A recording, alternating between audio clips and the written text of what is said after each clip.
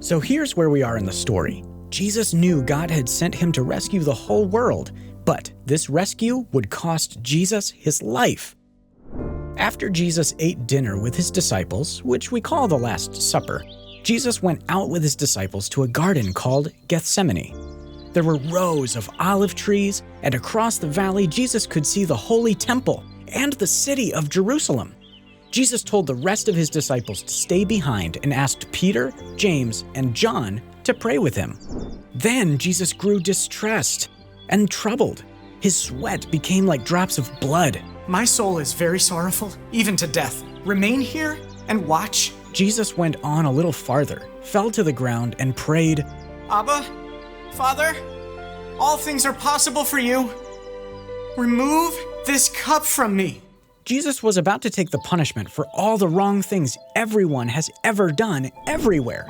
Imagine all the pain, sin, sickness, and death in all of human history swirling around in a huge, bubbling, smoking cup. And now imagine you had to drink that whole thing. That would freak anyone out. Jesus was saying, God, please, is there any other way? Then Jesus said, But not my will, but your will be done. He came back to his friends, but they were asleep.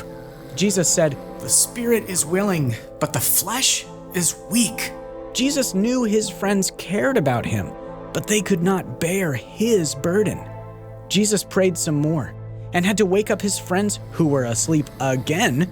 Then he prayed even more, and then they fell asleep a third time.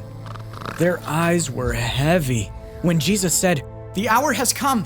The Son of Man is betrayed into the hands of sinners. Rise, let us go. See, my betrayer is at hand. Judas had betrayed Jesus. Judas, one of Jesus' disciples, meaning that he was one of the people Jesus had handpicked to be his closest followers and friends. That Judas.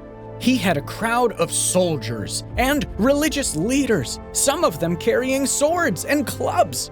Judas had agreed to show the religious leaders where Jesus was so they could arrest Jesus. And in return, the religious leaders would pay Judas 30 pieces of silver.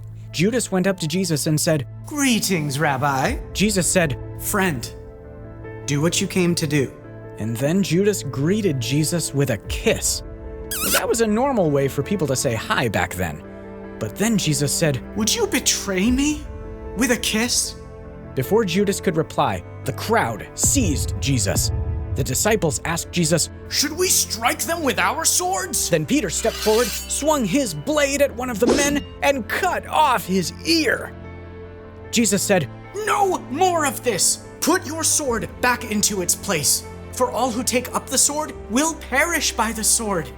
Do you think I cannot appeal to my Father and he will at once send me more than 12 legions of angels? But then, how would the scriptures be fulfilled? Then Jesus touched the man whose ear had been cut off and healed him. Jesus said to the crowd, Have you come out as against a robber with swords and clubs to capture me? Day after day I sat in the temple teaching, yet you did not seize me. But let the scriptures be fulfilled. Without another word, the rest of Jesus' disciples ran away and hid. Alone and abandoned, Jesus let the soldiers arrest him. Jesus was still powerful, but his power looks different than the world's power. Instead of choosing his own way, Jesus followed God's way. Instead of getting back at the people who were trying to harm him, Jesus spoke gently and even healed one of them. And instead of calling on heaven for his own rescue, Jesus was about to give up his own life to rescue others. And I can't wait for you to hear that story.